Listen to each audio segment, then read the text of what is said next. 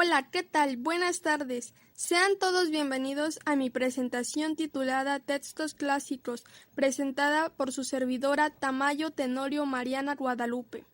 Les daré una breve reseña sobre los dos científicos más destacados de la física, los cuales son Galileo Galilei e Isaac Newton, señalando así sus aportaciones más importantes de la física. Comenzamos. Aquí les mostraré acerca de quién fue y qué formuló Galileo Galilei. Bueno, Galileo Galilei fue un astrónomo, filósofo, ingeniero, matemático y físico italiano relacionado estrechamente con la revolución científica. Eminente hombre del Renacimiento, mostró interés por casi todas las ciencias y artes. Formuló la primera ley del movimiento. Me despido de ustedes dejándoles estas maravillosas frases de estos icónicos científicos de Galileo Galilei e Isaac Newton. La mejor ciencia no se aprende en los libros. El sabio más grande y mejor maestro es la naturaleza. Este bellísimo sistema compuesto por el Sol, los planetas y los cometas no pudo menos que haber sido creado por consejo y dominio de un ente poderoso e inteligente Dios. Les agradezco su atención prestada. Espero y les haya agradado mi presentación. Que pasen un excelente día. Gracias. Del libro primero, segundo y tercero, define la materia como la cantidad surgida de su densidad y magnitud, la cantidad del movimiento como la medida surgida de la velocidad y cantidad de la materia, la cantidad motriz de una fuerza centrípeta como la medida proporcional al movimiento que genera en un tiempo, se representa en magnitud, unidad, abreviatura y la expresión en sistema internacional. Por ejemplo, en la superficie, en la unidad la representamos con metro cuadrado. En el volumen lo representamos mediante un metro cúbico. Su velocidad se representa mediante metro por segundo. La fuerza por newton. La energía en julio y la densidad en kilogramo, metro cúbico. Dentro de los textos clásicos podemos encontrar a dos grandes científicos filosóficos que aportaron gran conocimiento a la ciencia de la física, ciertos métodos que aún se utilizan en la actualidad, que fue lo que mencioné de todas las aportaciones de Galileo Galilei, y por consiguiente voy a mencionar quién fue Isaac Newton, cuáles fueron sus aportaciones y qué conlleva en los textos clásicos. En la siguiente aportación de Isaac Newton es el desarrollo del cálculo matemático. Bueno, entre sus otros descubrimientos científicos destaca el desarrollo del cálculo matemático. Newton comparte el crédito de Leibniz, el crédito por el desarrollo del cálculo integral y el diferencial, que utilizó para formular sus leyes físicas. También contribuyó en otras áreas de la matemática, desarrollando el teorema del binomio y las fórmulas del Newton-Cortés.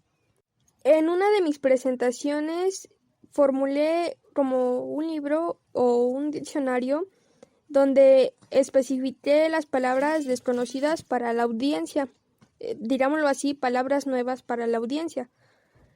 Busqué su significado y por si alguien no entendió la palabra o su definición de ¿qué es prefacio? Un prefacio es la literatura de un texto, por ejemplo, de una introducción o de la presentación, ubicado al inicio de un libro. En el prefacio se da a conocer el plan y los puntos de vista utilizado durante la elaboración de un escrito. La siguiente palabra, si no la entendieron o no supieron qué significaba para ustedes, la palabra refutando se deriva de refutar. Es un verbo que se refiere a la acción de negar, objetar o desmentir algo a partir de la exposición de argumentos contrarios a aquello que se rechaza, pues.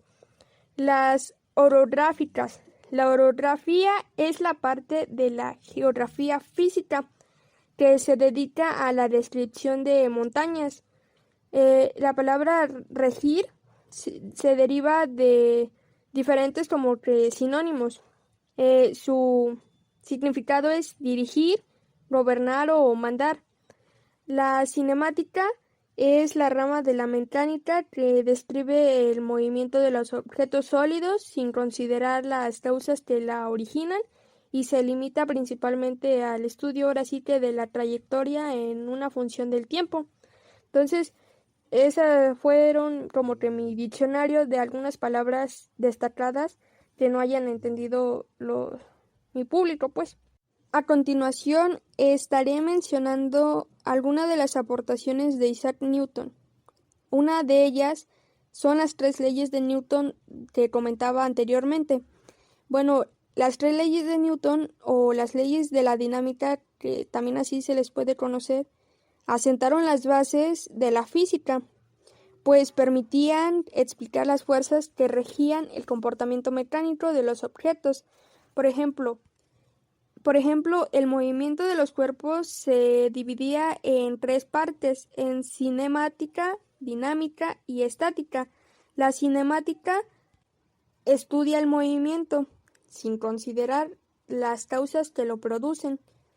Los movimientos que interesan son movimiento rectilíneo uniforme y el acelerado, que a eso le llamamos caída libre y lanzamiento o posiciones de lanzamientos verticales.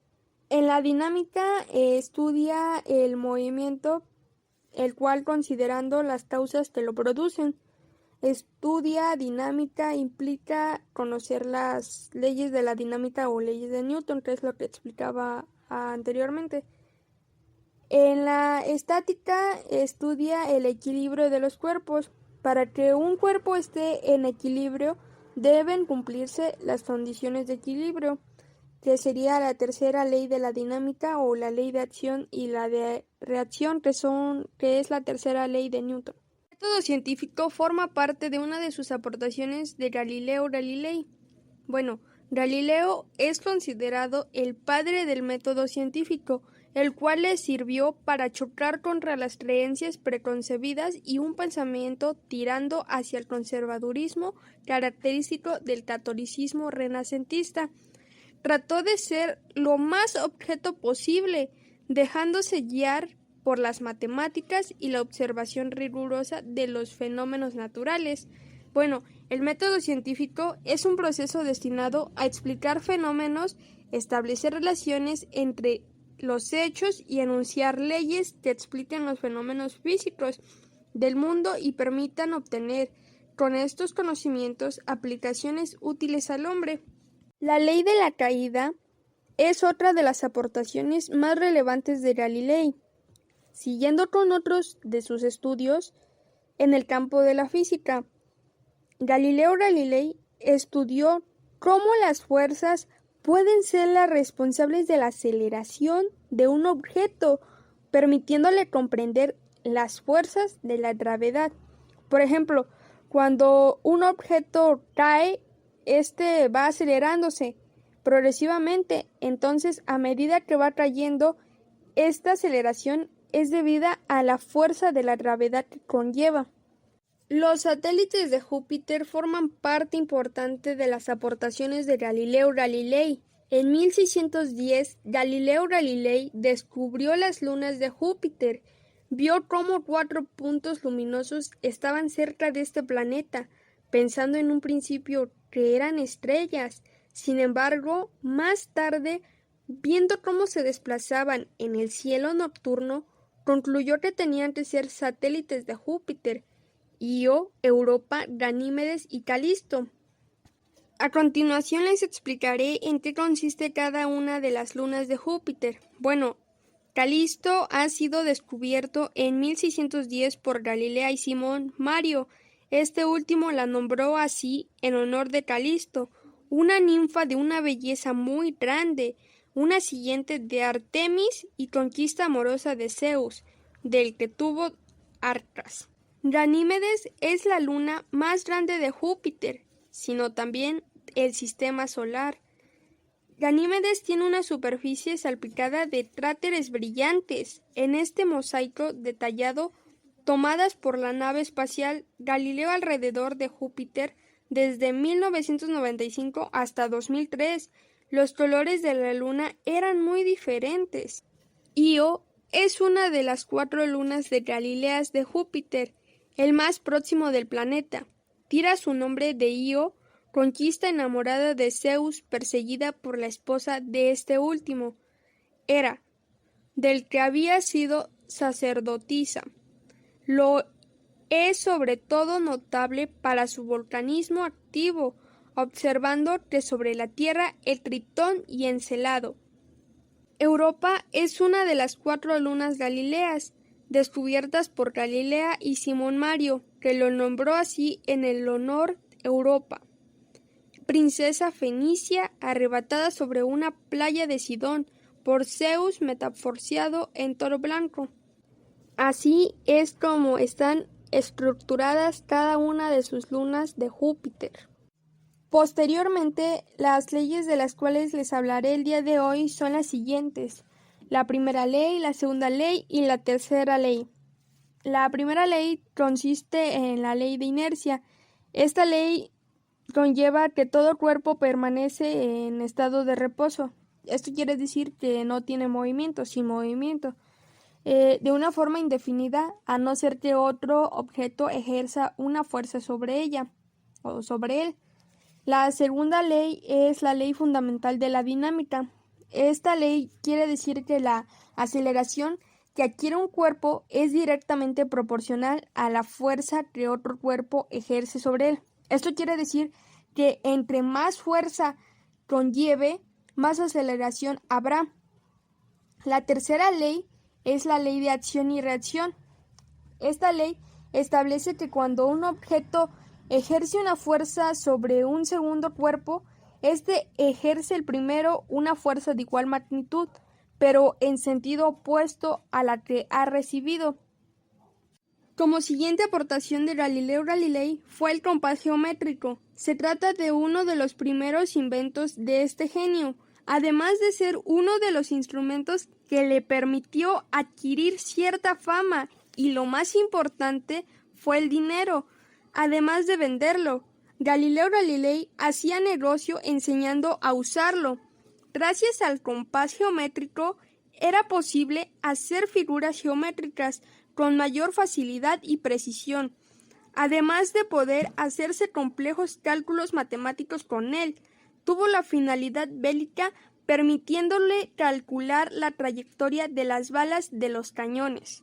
Las aportaciones a la teoría copernicana. En relación con el punto anterior, Galileo Galilei estudió las teorías de Nicolás Copérnico sobre el movimiento de los astros, refutando la creencia religiosa de que la Tierra era el centro de todo el universo. Gracias a las mejoras del telescopio llevadas a cabo por este científico italiano, se pudo demostrar con pruebas empíricas el auténtico movimiento de los planetas.